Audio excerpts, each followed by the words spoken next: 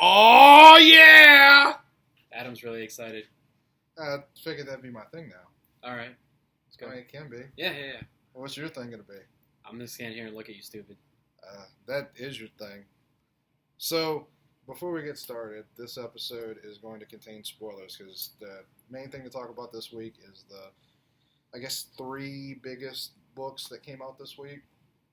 That being Justice League number 50, DC Rebirth, and Captain America Steve Rogers number 1, or is it Steve Rogers Captain America? I can never remember. Whatever. Superman's pretty big too. Yeah, but really for one reason.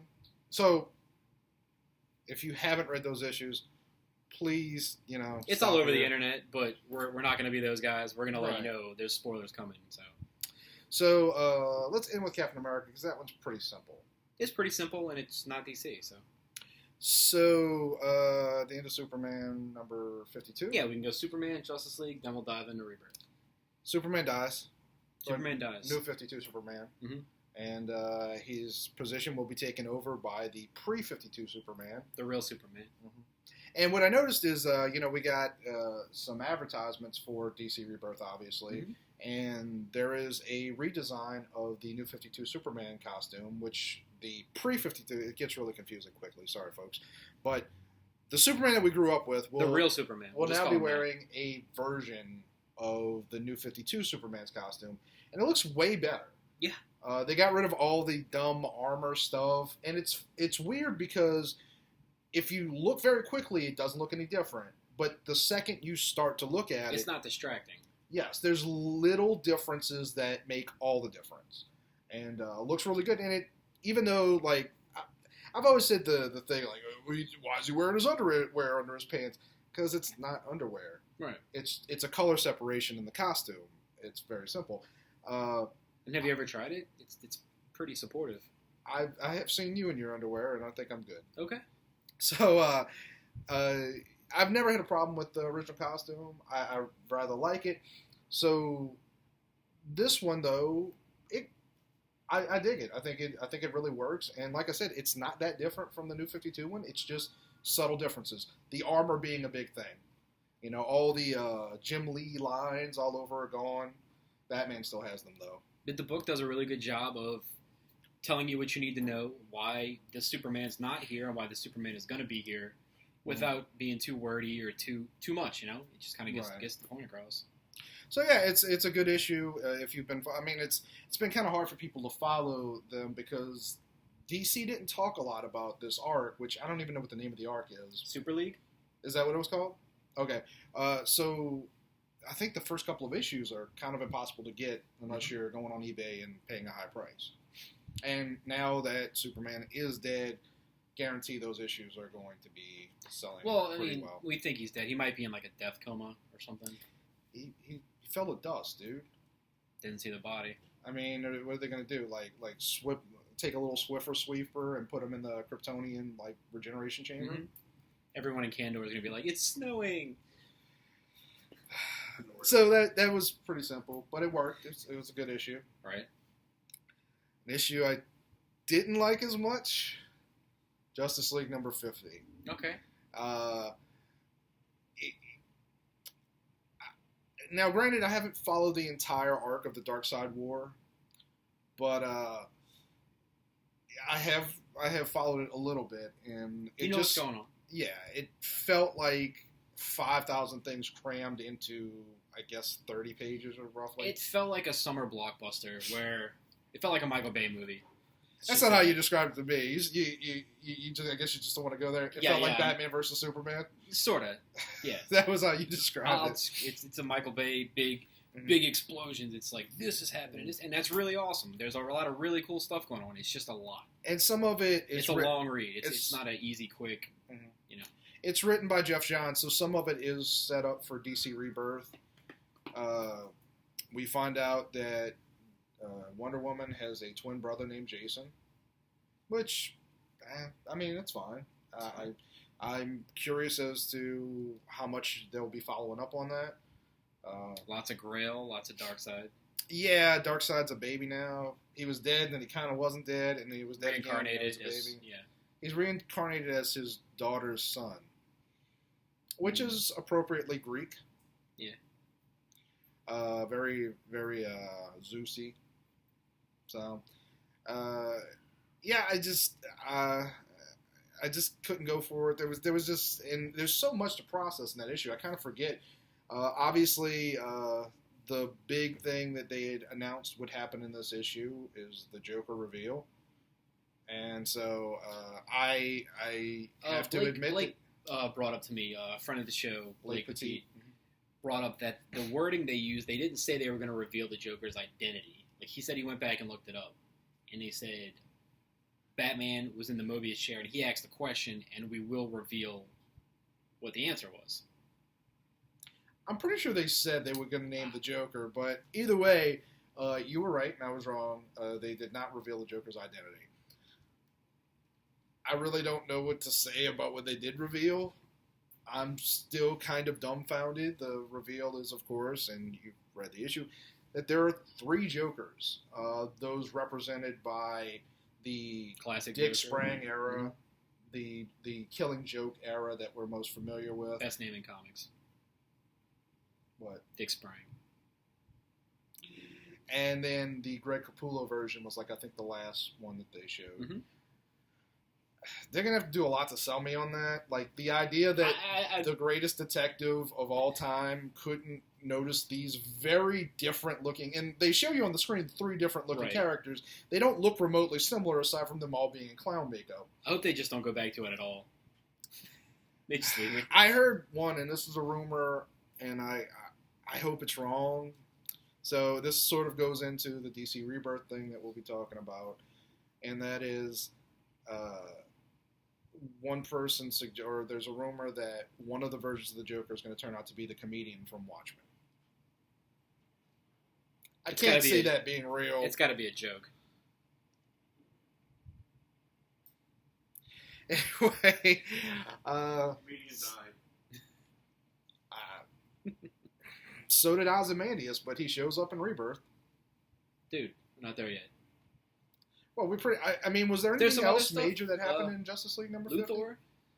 I did like that. That was the one thing that I mentioned to you that actually, the last Lex Luthor series was the Paul Cornell, I believe it was Action Comics run. I really dug that. Mm-hmm. That was really good. That was a few years ago. So the idea of like Lex Luthor having his own comic again did kind of interest me. But the idea that it's like him on the throne of Apocalypse, that scene very much made me more interested in that series. So definitely mission accomplished there. Yep. But what else?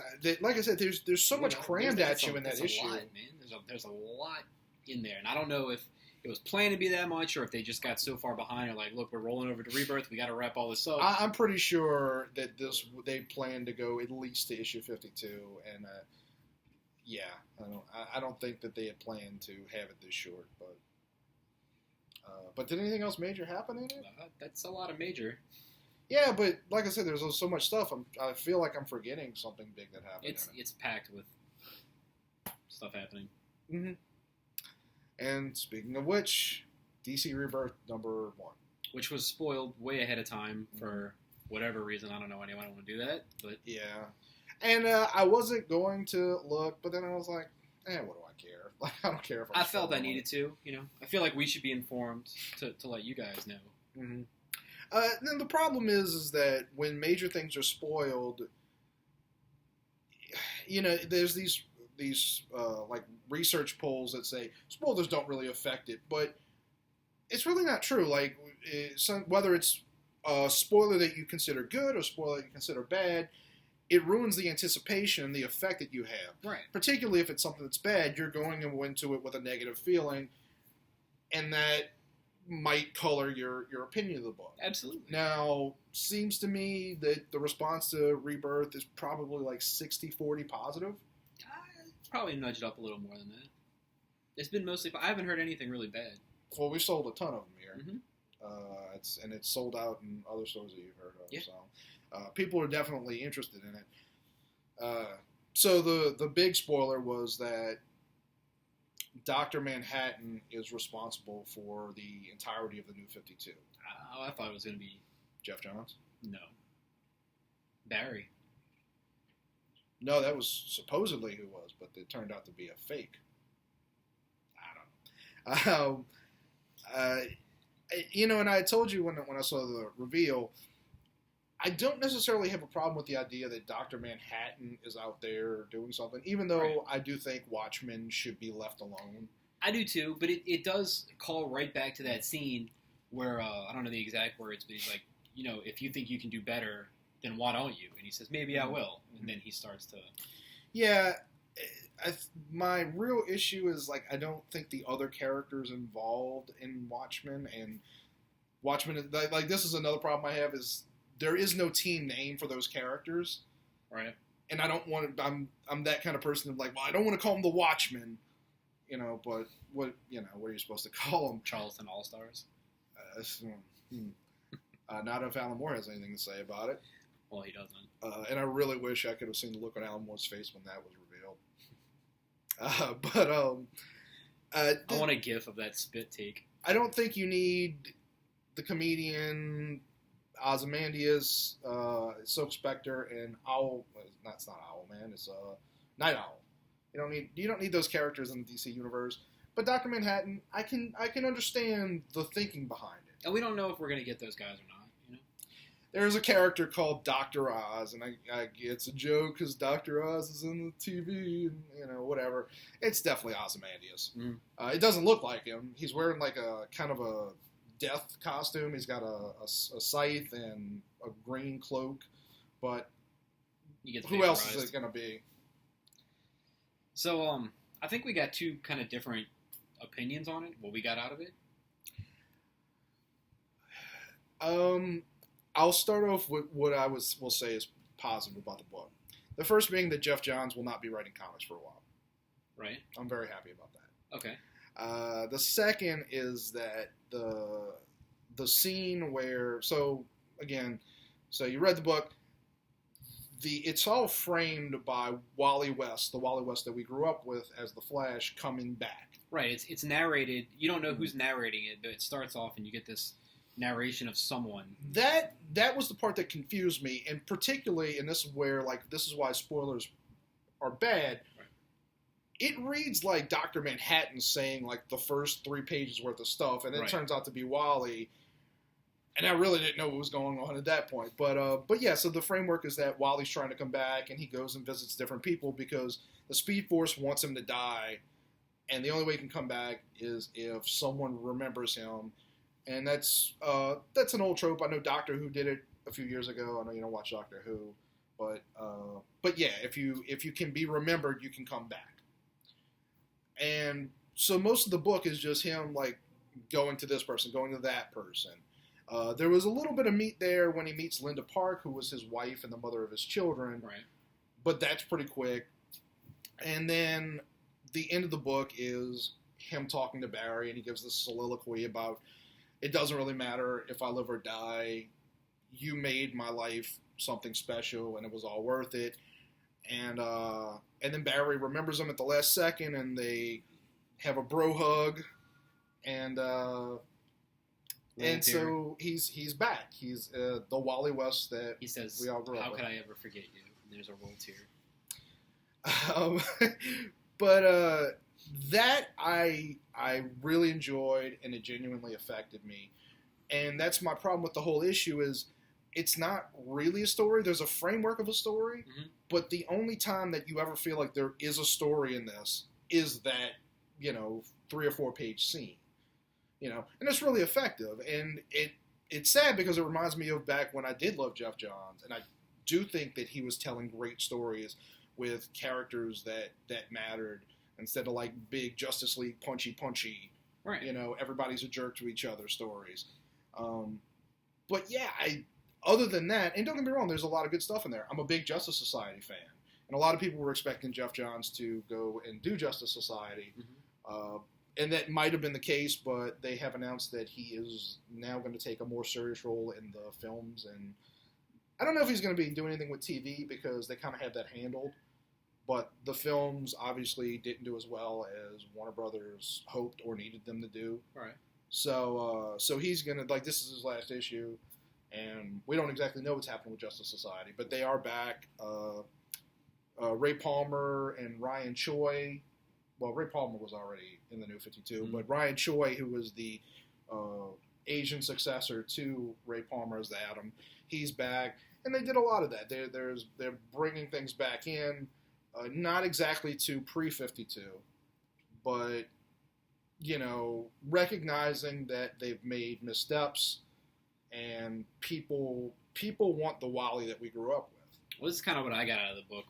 This is Jeff Johns' their love letter to fans and comics, kind of like a love letter or apology. Both. There's some wording in the book. I don't remember the exact words, but he says somebody's been messing with the timeline for the last 5 years.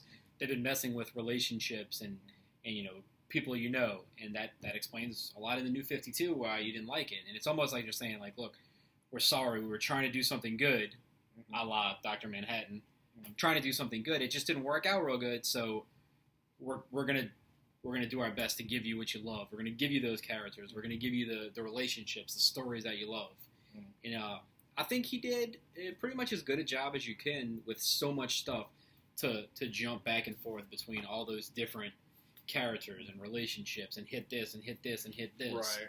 It's just kind of like, look, we tried. It didn't work out so well, so we want to make it right. Right. So whether you like the idea of the Dr. Manhattan thing or whatever, more importantly, I think, is what's going to come after this. Because you can say whatever you want.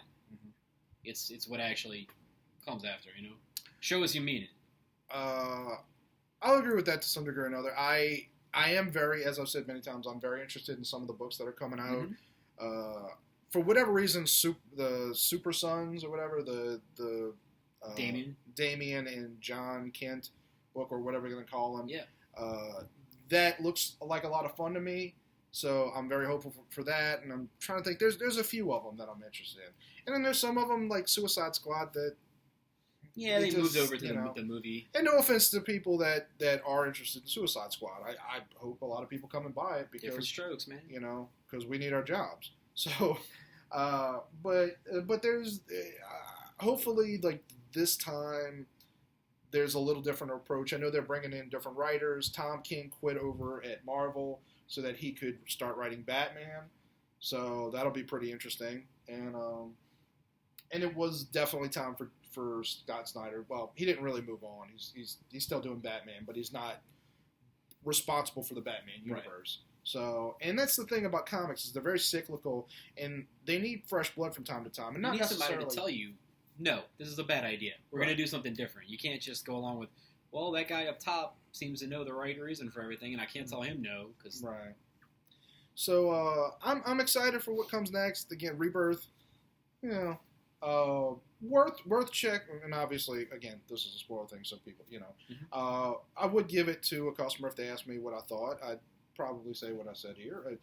It's got moments that I love, and then the rest of it's kind of, but way better than Justice League number 50. I really hated that book. But it's sold out, so it doesn't matter whether I hate it or not. I liked it. If you like big booms, explosions, people getting vaporized. It had a lot of that. If you like women holding the naked body of their father as a child. Evil Darkseid baby. It's pretty awesome. So then the last thing was also ruined, and I have a bone to pick about that. So that's Steve Rogers' Captain America. Super overreaction.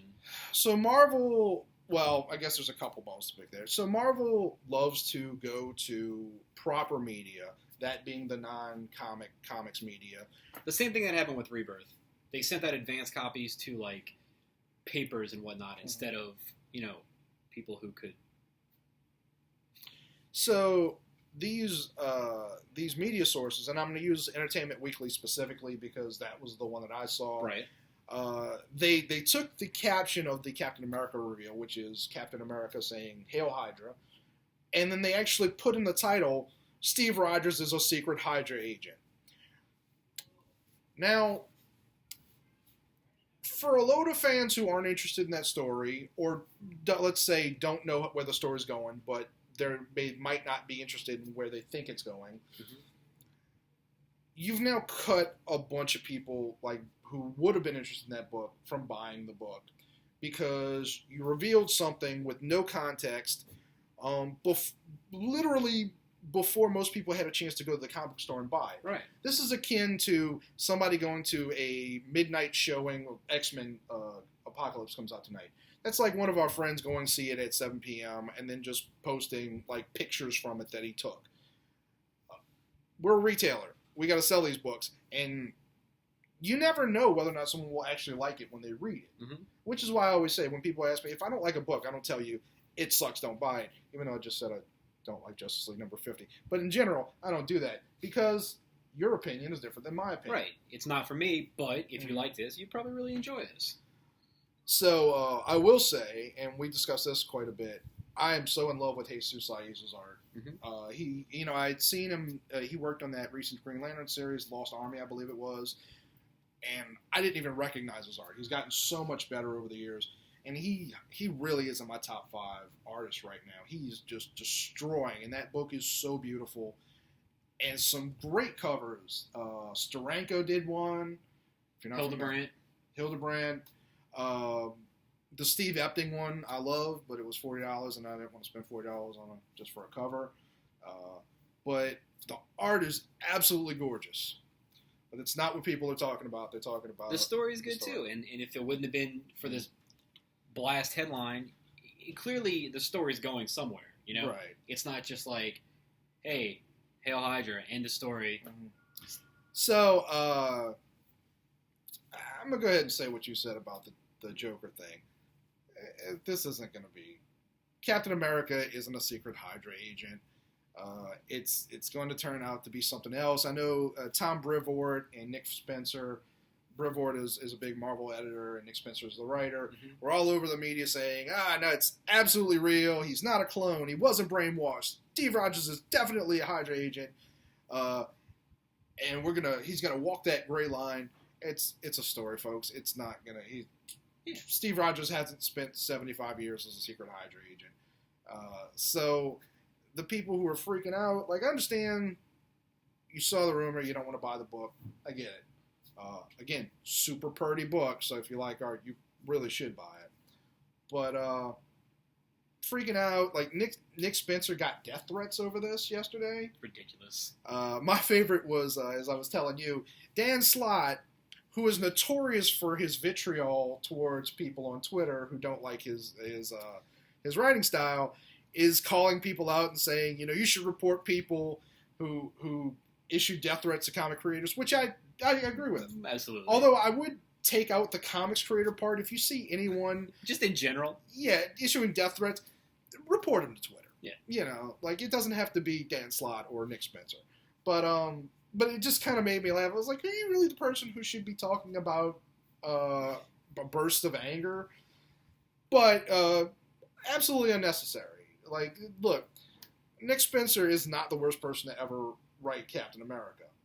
And whether or not I like the story in the long run, who knows? And I would like to point one thing out. When Ed Brubaker, who may go down as like the best Captain America writer of all time, or at least in our lifetime, right? People weren't that excited about the idea that Bucky was coming back. Because that was one of the golden rules in Marvel. No Uncle Ben, no Bucky, there's somebody else, and Gwen Stacy. This whole time, everybody wants instant gratification. Just chill out and read the story. And just... That's how this works. Or don't read the story, but don't threaten people's lives. Right. That's stupid. Just wait and see what's going to happen. But super pretty book. Very. I can't stop talking. I really love Jesus Saizu's art. I really want to get some, like a commission from him. Good luck. Why, he came to New Orleans once. Doesn't speak a word of English, and they put him on a panel. I'm not kidding. They had a translator up there, and he just stood up there like this. Like, it was a creator spotlight. I don't know why DC did that. Anyway, you got some books to recommend for the people this week? I have a book. Why don't you go first? Why don't I go first? I'm going to pick something super obvious.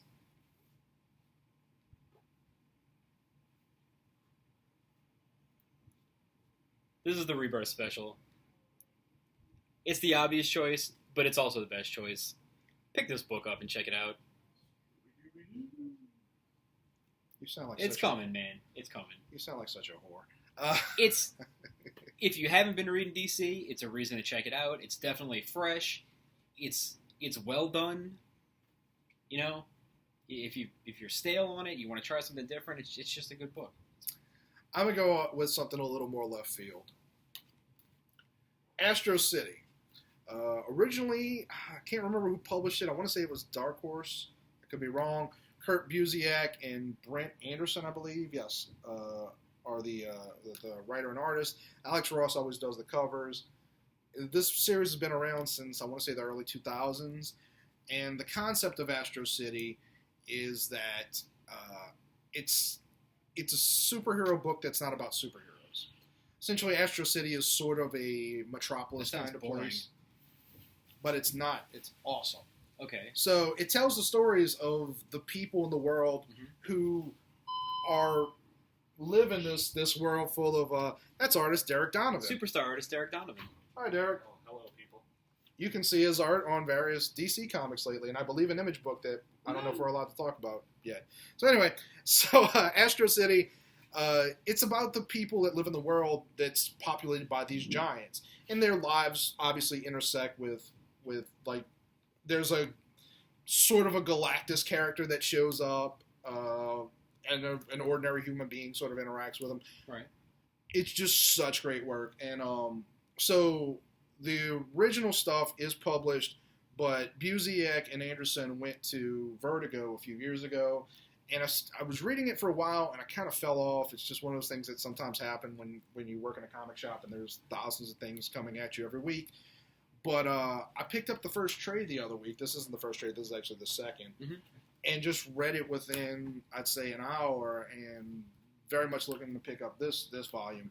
Astro City is brilliant. It's if you kind of like superheroes, but want something very different, absolutely go for Astro City. And if you want something even more different than that, please don't pick up DC Rebirth. This is Scooby-Doo Apocalypse. You've heard us talk about the Hanna-Barbera resurgence and them doing different takes on it. This is pretty awesome. So, Scooby is kind of a lab experiment. When you said lab, I was like, well... No, he's a Great Dane. He's a Great Dane. So Shaggy and Scooby still have this same relationship. Daphne works for this technology company Shaggy works for, and they're working on some sort of app. Like, you don't know what it is, but it's something. Well, Shaggy sneaks Scooby out to go hang out at Burning Man, because why wouldn't you hang out at Burning Man, right? And Fred and why am I drawing a blank? Velma? No, Velma works for the technology company. I'm very sorry. Daphne. Fred and Daphne have like a super late night ghost hunters, supernatural paranormal show, and they're out there looking for weird stuff to film. And you see everybody kind of like coming together to meet up and form this team that we come to know as the gang, the Scooby Gang, right? I don't know if Buffy is still allowed to use that. But they make a lot of jokes. I mean, if you're familiar with Scooby-Doo, it's been canceled over the years. How many times? And it just keeps coming back. Canceled, reinvented several times. But it's always the same kind of thing. So they make this joke about, we got to find something new. And they're like, well, why do we need to do something new? We can just keep doing this. And he's like, every time we do something, we just get canceled again. Do you want to just keep getting canceled? It's pretty tongue-in-cheek. It's pretty bonkers crazy. This is awesome. The art is awesome. It's Howard Chaykin, I believe.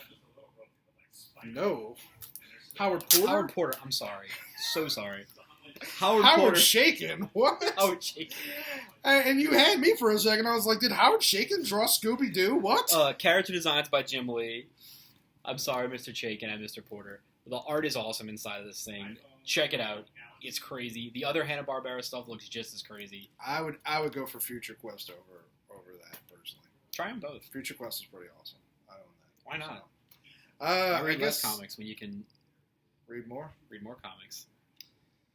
I want to hate you for that, but I can't. It was a brilliant segue. Bye now.